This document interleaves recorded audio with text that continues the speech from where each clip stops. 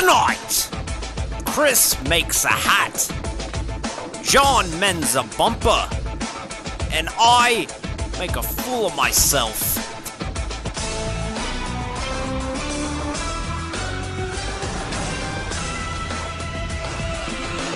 Hello and welcome to this week's edition of the Court Report. I am your host, David Amboys, and I'm alongside... Me, John Draganetti. I'm a member of the Mile High Club now. He's a member of the High Club, and... Chris Sweat, and I swam here, believe it or not. It's cold. That wasn't that bad. A little pruny, but... Your thighs must be killing. I got thunder thighs now. Yeah. Speaking of thunder, we went to the Thunder Road of Watkins Glen International last week, and, man, Ryan Heater tried to turn up the heat, but Alex Boffley didn't get out of the proverbial kitchen, as he ended up still hanging on to the win at the Grand Prix Americas at Watkins Glen. Yeah, for real. You're telling me. I had an unfortunate little incident there, and I had to watch the rest of it from the pit lane. But nonetheless, it was amazing to see Ryan come back from the pit strategy in the end there, and was right on Buffoli's gearbox going into the final 4 or 5 laps. And he actually got a little contact there, and I guess he got nudged going through the carousel. And somehow Buffoli held on and took the win, but it was, I was insane. I was pretty much like a spectator. That was insane. Definitely. I mean, I know myself personally, might not give Buffoli as much credit he deserves, but I mean, his car control last night was unbelievable. He definitely showed that. He's here, and he's one of the top drivers we have. The way you can hang onto that car after how sideways he was, it was remarkable. And with the win, it moved Alex back into the points contention and only 39 back of Eric Mickey going into the final race of the 2012 portion of the season at Brands Hatch next week. But still a very, very, very big lead for Eric Mickey, who unfortunately missed his second race in a row, and rumor has it might not be able to make the trip overseas here. So kind of wonder how possibly long he can hang on to this points lead. Well, I definitely know what it's like not being able to race. I don't know if it's team problems or if it's personal problems, but just I know how horrible it feels to be able to sit out. And especially, I mean, I can't explain it, I can't justify his situation, but it must feel even worse knowing you're the points leader and you can't be there. Sorry to cut you off, John. I just had this thought in my head. I had to get it out before I forget it because apparently I forgot how to handle the turns yesterday. It's all good. I don't know what's going on with him. Same as Chris. I really don't have a clue. But I do know wherever he is, whatever he's doing, that he's got to have some feeling of comfort knowing that his car is running incredibly strong. I mean, with Morris winning at Michigan and then running really strong at Watkins Glen, I mean, that team, they're doing something right. I don't know what it is, but I think we mentioned it last week. They're just, I don't know. They're doing something right, and it's working.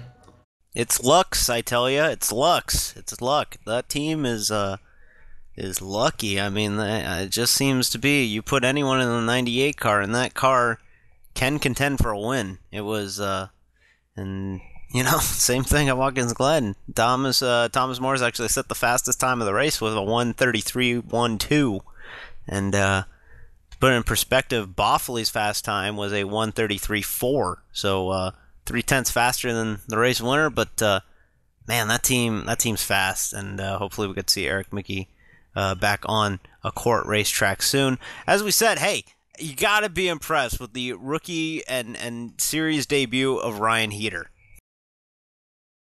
Oh yeah, I really hope he comes back and races more, especially next season. He was simply amazing. I don't know how to put it other than that. Wasn't necessarily the fastest person, but he had the best strategy, and in the end, he was right there where it counted. And I'm kind of bummed he didn't win, just because I like seeing, Cinderella underdog stories, but he totally deserved that second place, and that may as well be a win because he just drove his butt off. Oh, definitely. I mean, to come out of nowhere and to just put on a show that he did, it was just fantastic. I mean, I don't know where Will Roberts got this guy, but he picked a winner right here, and I think we're going to see him in victory lane very soon. He definitely showed he's here to compete and he's here to win, and he's not going to back down or be afraid of anybody. Obviously, by that movie put on by Foley, and I think it's going to be awesome to see in the upcoming races. And it's great to see so many fresh faces coming into the CORT Trading Paints Championship Series. I mean, we've had some people join mid-season. We've had Joseph Zervone joining mid-season. We've had, just looking down the list, Matt Harrington made his debut last night as well. And, you know, some other names that joined in. Thomas Morris was always a supporter of the series, but actually decided to run some races. Scott Ickes ran some races and ran last night as well. So it's exciting to see fresh faces in the series, and it's definitely going to help the league grow. And as a token of our appreciation here at the CORT Report and CORT in general, the banner on the forums this week says CORT hits 50 members, because we hit 50 members last week, and we figured let's celebrate it. And thank you all for devoting your time to CORT. I finished third, and in typical me fashion, we're going to skip right over it to Timothy Silman with a 4th place finish. Yeah, they were really consistent as well. Again, it was a situation of right place, right time, almost like it was last week. But nonetheless, that's a strong run for NSC, especially coming off of the drama last week. Yeah, Silman and the whole Silman Motorsports gang really rebounding after the horrible start he had to the season. Oh, definitely. I mean, best move we could ever do, no offense, Lotus, was to get rid of him. They obviously weren't there in performance and power, and making the move to Toyota was probably the best thing he could do. I mean, I'm not just saying this because, you know, we run Toyota and, I'll take my check now or later, but it seems like it's made a big improvement for him. He's running faster. He's got higher confidence. And it's definitely shown the past couple of races. He's here to compete. You know what, Dan boys? I'm not going to skip over you. I'm going to say you did a hell of a job wheeling that car. I mean, it's great to see that somebody from this team can actually finish. I don't know what you're talking about. Cody McCorkle finished 5th. Really good run for him, as well as he just kind of pedaled his way through to get to the finish, and he gets rewarded with the top 5. And Kyle Young with a 6th place finish, and in his first run for his own team, instead of running for the Husby Motorsports stable, as Braydon Oakley has returned from his suspension and will be on the CORT Report later on. Moving right along, Scott Olson, another, well, not really, he kind of wrecked out, sadly, but he had a pretty decent run going before he got involved in an incident. Yeah. Go ahead. You owe each other a Coke. I know. In practice, he had a really fast car, almost top of the charts for a little while there, and then got bumped down, so I'm not sure if everyone kind of caught on or what, but for being a road course, I would have expected a lot more, but you know, it's unfortunate that happened to him, got wrecked or wrecked himself, what have it. But I don't think it'll really matter. He'll come back strong next week for sure. Well, definitely. I mean, I have to think it might be in his head a little bit, back-to-back rough races for him, but I think Scott's the type of competitor that he can plow through this essentially and come back and be strong for the rest of the year. I mean, we're heading over to Brands Hatch, and I know that's an uncharted territory for most of us, but I feel like he's been really strong on these road courses, and I think he'll be able to perform pretty well there. Moving from Scott in the 7 to Scott in the 17. Scott Ickes, as I said earlier, coming back, running some more CORT races. 3rd place man in OCRL points, finished 8th. And Johnny Williams, great to see CASCOR / ASRC / NASRA veteran such as Johnny Williams making an appearance here at CORT. He finished 9th. Awesome first appearance by Johnny. I mean, he did what he had to do, and he kept the car out of. He kept for most of the race, he kept his car out of trouble and just kind of ran his race. And it's just great to see another face. I mean, I've raced against Johnny many times in various leagues, and he's always been a very, very strong driver, and he'll do pretty well here. So I think it'll be good to see him run some more. Yeah, and as we were saying earlier, the number 87 of Will Roberts, as his driver finishes second, and he finishes in the points in 10th.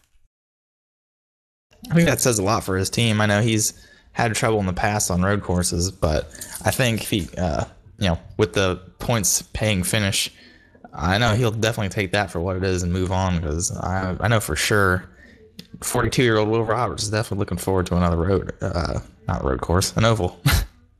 Yeah, the ageless veteran Will Roberts. You totally stole what I was going to say. Damn you. All right. Sorry.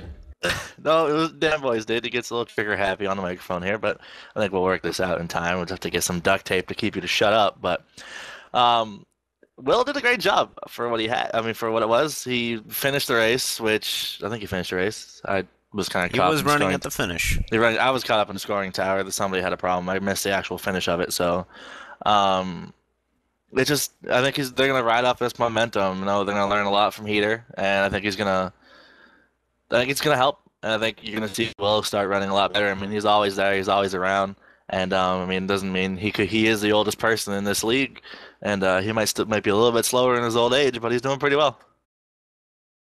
Thomas Morris, last week's winner, and John Dragonetti are 11th and 12th. And John, I gotta find out what happened. I was doing my thing. I was going down the backstretch, going into the inner loop, actually, I believe, and I hear you guys got together. Yeah, he was racing me really hard. Well, not really. He was a good chunk back behind me, and I was literally about a lap from making a pit stop for our strategy.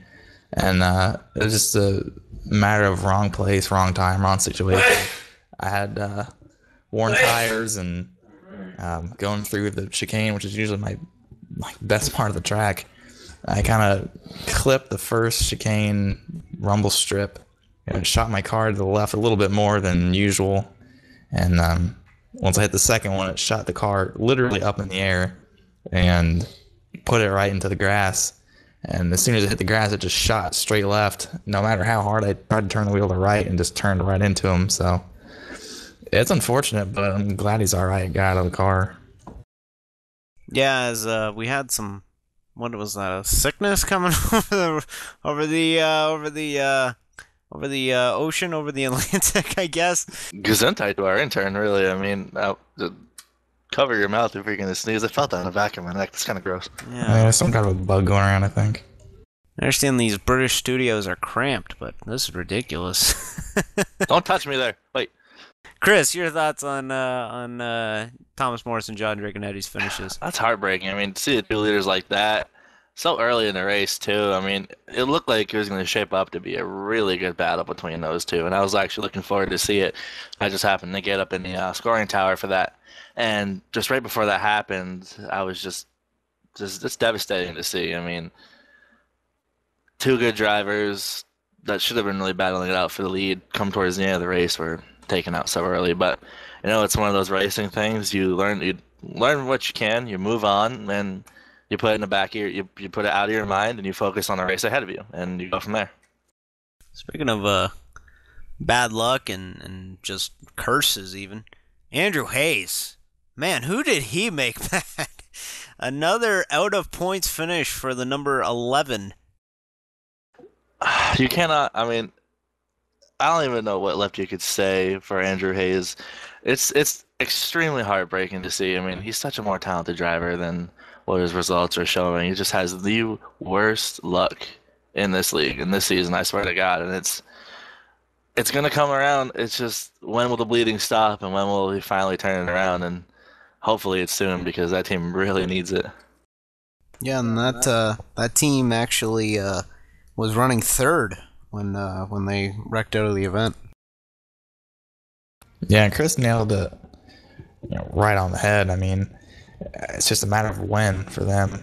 They've had extremely strong runs, but just the luck's just not there yet. but hopefully, it'll come around extremely soon. I really hope it does. Yep, and Braydon Oakley, back from his suspension, finished 14th, and he's got to be disappointed with that run. He probably wanted to come back in a better shape, but 14th, and I'm sure he's mad about it. No, you can't really fault him. I mean, we come to one of the most demanding tracks that we have in the season, and for it to be his first race back in what feels like about a month, it's hit or miss on how you're going to perform, but that's pretty demanding to come back and come to a track like this right off the bat and be expected to compete. Definitely. I mean, and if you look at it, he had his accident in I want to say one of the hardest parts in the track. I mean, it's a flat uphill corner coming out of the boot onto the NASCAR straight. And I mean, a lot of people were slipping and sliding there, and he just got loose and hit the wall. I mean, he definitely had a great run going there. It was definitely great to see him back on the track, and I think he'll rebound from this. He'll be back up in the top 5 like he normally is, and next week and for future weeks on. And it's definitely good to have him back in the series. And Joseph Cervone finished 15th. I believe he had another issue as well. Just doesn't seem like it's a shame because that team was really good in practice. I believe they were running some pretty decent times and just had a tough break there. Yeah, you said it exactly right. It's just it's the little things that'll get you sometimes, and unfortunately, it's just a little thing, and it's cost him dearly. Yep. Matt Harrington making his series debut, finished 16th, and Chris Wett finished 17th. I don't know if he wants to get into it, but yeah. I forgot how to drive. That's pretty much all I can say on that one. I hate it for the team. I hate it for the sponsors. Nobody wants to finish last after completing half a lap. But, we'll go ahead and try again at Brands Hatch. I think it's... Yep. Yeah, and as I said earlier, Alex Boffley is now trailing the points leader, Eric Mickey, by 32 points. 32 points separates first and second as we head overseas for the final race of the 2012 portion of the schedule at Brands Hatch. Yeah, it's gonna definitely be interesting to see what happens there. I know one of the hot spots that we're gonna have to really keep an eye on is the Dingle Bell going through turn 6 and 7. I think it's gonna be a lot of action there, and the person who can really handle their car well through there is probably gonna be able to put some fast lap times down and make the most out of what the track gives them. So hopefully if Buffoli can master those 2 corners, I think we'll be in pretty good shape, but definitely going down the final stretch, it's going to be close, to say the least. And I don't know. I'm over here giggling like a little kid because I hear the words handling the Dingle Bell, and I mean, I've never been to this place before, so I have no idea what you guys are talking about. I mean, I looked at the track layout and we walked the track earlier today, but I mean, coming from a complete outsider's perspective on this track, it looks pretty challenging. It looks like it's going to be definitely a handful, but I'm very excited about running here, and I think it's going to be a good race. yeah, John, Dingle Bell, that's we don't run that layout. Oh. We run the shorter Indy configuration. See, it's Britain. Everything's backwards. Yeah, I think I might want to run the Dingle Bell. That sounds interesting. Yeah, we turn off at the main series, or we turn where Surtees is, the fourth corner. The McLaren corner. Yeah, and it goes under the McLaren straight into Clark Curve. But yeah, the Surtees corner, which is named after John Surtees, who was Mr. Corch's cousin, is a tough one, but it really is just a gentle, slow S going into Clark Curve. Ah, well then my PR guy is about to get slapped. Yeah, you did, because I saw you walking all the way out there earlier, and I was like, "What's he doing out there? We're not running out there." He wanted to check out his Dingleberry. Did Single the bell. Same walls preventing cars from going that part of the circuit kind of tip you off there? No. He was like, hey, this would be a good idea. Let's go check out the whole track. We're going to be running it. That's all right. That's all right. And it's time to bring in our special guest, and he has made the flight. He landed about an hour and a half ago at Heathrow, and it's a pleasure to bring in the driver of the number 16 Best Buy Chevy, Braydon Oakley. How's it going? Braydon, your return to court competition last night, not exactly what you had in mind. What happened? Well, I thought it was gonna, I didn't get much practice during the week, and just because of work and all, so I showed up with literally probably 5 laps on the track in the car, and during qualifying, I get 7th, and I thought this race might do okay, but then I reached that one flat corner just before the main straight, and I was the only one maybe that was taking it in first gear and just rolling on the throttle, and I guess my lead foot got the best of me. I have a question for you. Despite your time off and the race last night, what does it look like? Your prospects going into the final few races. I know you've had a lot of strong runs. I know you ran extremely well in the opening race at Homestead, or not Homestead. Oh God, my dyslexia is kicking in. Man, you're not having I'm a good just not day on today. Jet lag.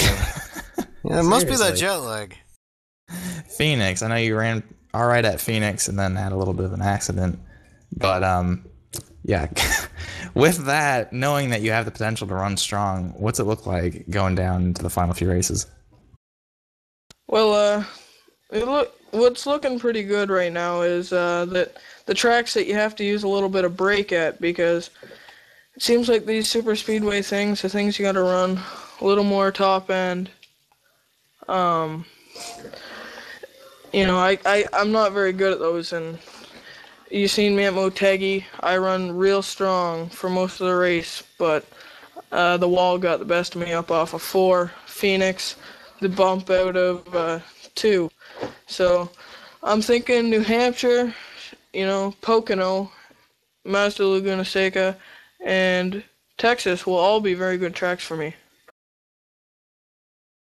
To kind of go back and to reiterate what you said about the finishing parts there. I mean, I know a lot of drivers, myself included, when it comes down towards the end, they kind of lose focus on what the task at hand is, and especially the longer race and stuff like that. I mean, I guess during the entire race, what is the hardest thing for you? Like, is it to stay focused, or is it to, make sure that, or to, I guess I don't know where I'm going with this question, but what's the hardest part of the race for you?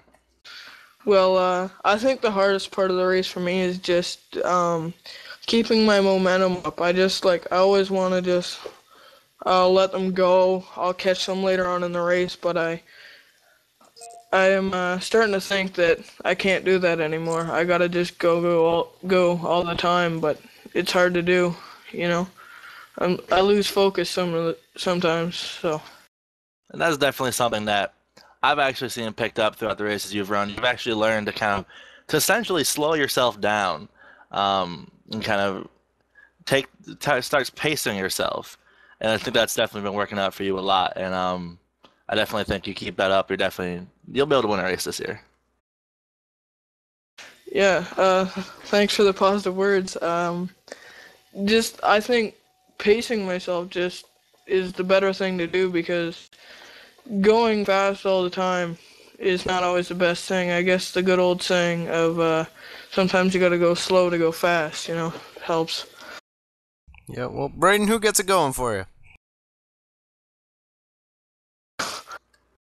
He means, who do you want to thank? Oh, yeah. Who do you want to thank? I'd like to thank Mike Husby for the team. My teammate Johnny Williams, Kyle Young for filling my seat one night this season, Best Buy, There's just so many. I can't name them all, but those are the main ones. It's a wise thing to say when you forget half your sponsors. I do it all the time. And everybody else, thanks for being on the car. They're all in that area. One big one, Point at interstate the batteries. car. That one. Yeah, interstate batteries. All right, Braydon, appreciate the time, and we'll let you get to a bed. You gotta get caught up on this weird UK time. All right, thanks, guys. Braydon Oakley, driving number 16, Best Buy Chevy Delara, as you know what? As we said earlier, he'll come around. He'll get a good run, maybe even a win before the end of the season. I hope so. Go ahead. I also want to say something for him. I mean, I know he's had the suspension. I know there was problems, but I definitely see him turning it around. I mean, I think he had this time off, allowed him to kind of think about it and kind of just realize, hey, I should probably check up a little more. And I think definitely it's just gonna be a positive turnaround for him. And like I said, I definitely see him being up there and contending for wins now because he knows how to slow his game down and to take it lap by lap and not push the entire time. Absolutely. Moving on to league news / team news real quick. Due to unforeseen circumstances, aka we forgot the Pro Race of Champions is happening tomorrow night. And it's a completely stacked field, and we highly recommend you guys go check it out. I believe what they have Dale Earnhardt Jr., Brad Keselowski, Carl Edwards, like big NASCAR names running that race tomorrow night. The iRacing Pro Race of Champions. Be sure to check that out. And you might be wondering, why are we mentioning that when we have Daytona tomorrow? Well, it's not tomorrow. We're going to postpone the National Series 1 week so that you guys can go ahead and check that awesome stuff going on with the iRacing Pro Race of Champions. I'm looking forward to it. It's definitely, on top of all the NASCAR drivers, you have a lot of road guys, and right now I can't find my piece of paper that tells me what's exactly in it. But I think it's definitely going to be, you got, let's see, Joey Hand, Thomas Scheckter, Bruno Junqueira, Ron Capps, and NHRA, which is just completely out of his element. And not totally, though. He runs a dirt late model. Yeah. It's still, different. It's a different thing for him. It's going to be great to see him do it. Yeah, Justin Wilson, Shane Van Gisberg from the Aussie V8 Supercars, former NASCAR and Formula One driver. Well, not former, he still drives at NASCAR, but just for a starting park. Scott Speed, Brandon Davis of the, I believe, the Drive for Diversity NASCAR program. Stefan Johansson from F1 and CART. We will worship him because it's part of our league's based off of. Yes, and we will support. I'm rooting for Stefan Johansson because he raced in CART. That's all I gotta say. Who else we got here? Matt Plum from Grand Am. Colin Braun from still, I believe he's still with Roush Fenway, is he not? I don't think so, yeah. Oh wow, what shame it didn't work out for him, but he's going to be part of it tomorrow night. Joey Hand from the ALMS. Ex-Formula One driver and Champ Car champion Cristiano D'Amata. Oh, hell yeah, 2002 kart champion Cristiano D'Amata. Bobby Labonte will be a part of it. Before Brad Keselowski, the only driver to win a Busch and, at the time, Winston Cup championship. Joey Logano will be a part of it. A lot of big names. Yes, I mentioned Bobby Labonte, and our special guest in the studio, who I will reveal at the end of the show, gave a silent fist pump. I do have to say, it's sad to see, they call us the Pro Race of Champions, but you don't see two-time reigning iRacing Drivers World Championship champion Ray Alfala or Gregor Hutu from the Road World Championship in here. And, it would have kind of been cool to see them race against the big guys, but maybe next year. Don't get me wrong. I would love to see it. Like, if you win the Pro Series, you get to run this Pro Race of Champions because you're a pro. But I guess they actually meant professional drivers. But, Either way. Chris Diamond of the Porsche Carrera Cup GB, Great Britain, which is actually one of the support races for CORT this week. Trevor Hopwood of Grand Am. And Josh Wise, Frank Kimmel II, and who else here? Oh, Tommy Kendall. I believe I mentioned him, though. Oh, and just a guy named Dale Earnhardt Jr. He's kind of important. Yeah. Earnhardt Jr. Moving on to picks here at Brands Hatch, as we got to get things going, got to get to the hotel because I really don't want to drive on the wrong side of the road at night. Looks kind of sketchy. I would do it. Picks for Brands Hatch, John Dragonetti. Okay. It's kind of two, because I'm not sure who's going to be in this car, but it's either going to be Eric Mickey or Thomas Morris. My pick. Whoever's in the car, that's who's going to win. Whoever's in the 98 car for John Dragonetti. Chris Sweat. Oh, I thought we were picking for the Pro Race Champions, but okay, picking for the Brands Hatch race, I honestly have to go, and I'm going to pick John. I think you performed pretty well on the road courses, John, and don't disappoint me or I'll be very sad next week on the CORT Report. Looks like you're going to be sad then on the CORT Report next week. Get the alcohol. All right. There's plenty of it, strangely enough, here. Lots of John younger Walker. drivers can drink over here, can't they? Oh, God, this is going to be a good week.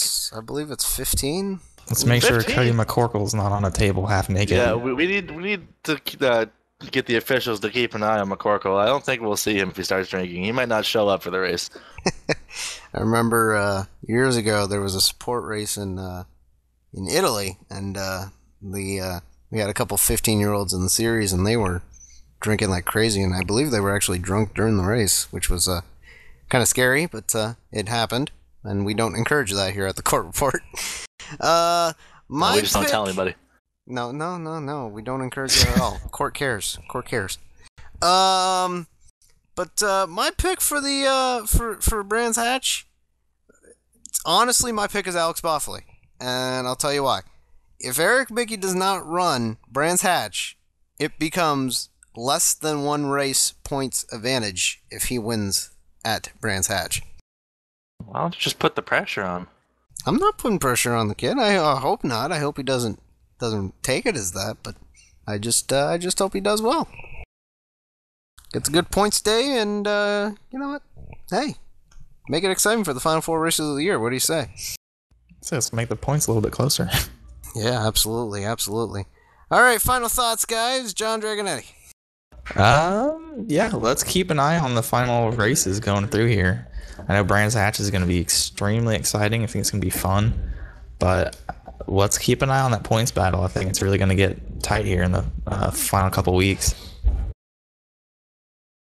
Chris, what? Bring on the liquor and bring on the women. If the 18 car is in the wall in the first lap, you know why. Just kidding. I definitely think it's going to be very close. We have to see. We don't know. It's right now a toss-up. It's day by day to know if Mickey is going to fly in to a race here this weekend, or this week, or next week, or I don't know what times changed. I have no idea what's going on. I need to sleep. But I think it's going to come down to it, I believe, and it's going to be very close. And I definitely can't wait to come down to the last bunch of races. It's going to be a great battle for the championship. Absolutely. My final thoughts are, hey, enjoy the CORT Race Champions. That would be amazing if we got that. We should do it. That'd be amazing. We would probably only be able to get like some 4 people. We'd probably get Parker Kligerman. I don't Maybe. know. We'd be able to get like David Stremme. Yeah, hey, David Strummer. Which even still I'd be totally excited for. Exactly. Absolutely. David Stremme and Billy Boat. Oh my god.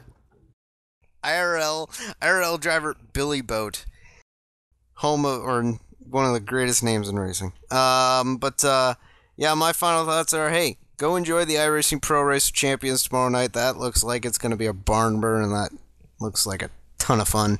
And enjoy Brands Hatch next Monday. And you know what? Hey, we got 3 weeks where we'll be focusing on the CORT National Series, but hopefully we don't lose focus on the CORT Trading Paints Championship Series. 4 races to go after next Monday, and it's going to come right down to the wire, it looks like. So, for John Dragonetti and Chris Sweat, I'm David Amboys, and you have been listening to your CORT Report for December 11th, 2012.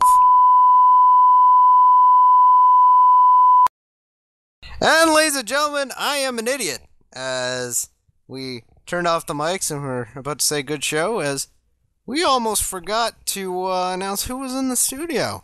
He's a ASRC vet, a CASCOR vet, and hopefully coming to court, Brent Sweet, ladies and gentlemen, has made the trip over to the UK. Brent, it is so good to see you. How you been? I'm pretty good, Dave. I got a cheap ticket over here, so I figured I might as well take in the sights and see what court's all about. We appreciate it. We appreciate it. Brent, anytime, drop on by. Yeah, hopefully I'll be a more frequent visitor in the next couple months, and hopefully you'll see me a lot more often. I definitely want to see you behind the wheel of a car, Brent. I know you're a hell of a wheelman with the modified, so I definitely want to see you behind the wheel of the car. I gotta ask you, what have you been up to in your, I guess you can say, quote-unquote, off-season? Well, I haven't been up to too much, to be honest. Been taking the car apart a little bit. I've mainly been focusing on school and stuff like that. I haven't even done much sim racing of much significance, maybe a race here or there, but maybe as the winter break happens, I can start to get myself in it. I tried it the other night and I was pretty rusty, so I think I got to get back in the groove again. So, well, the best place to do it is court. Fix setups. No need to worry about trying to beat the other guy just by setup. I can pull some strings too and get you in an SD development car. I have those kind of connections. Well, you are 50% owner of the team. Shut up! Irrelevant. Irrelevant at this time. We'll get you behind the wheel. Just don't wreck it, because that's my job. Well, Brent, you got anybody you want to shout out real quick? Junior! Junior! Woo! Alright, so for all of us, for reals this time, from the CORT Report, we appreciate Braydon Oakley for being on the show. We appreciate Brent Sweet for coming on down. And I'm really sorry, Brent. I really feel like an asshole. But this has been your CORT Report for December 11th, 2012. Bye, everybody!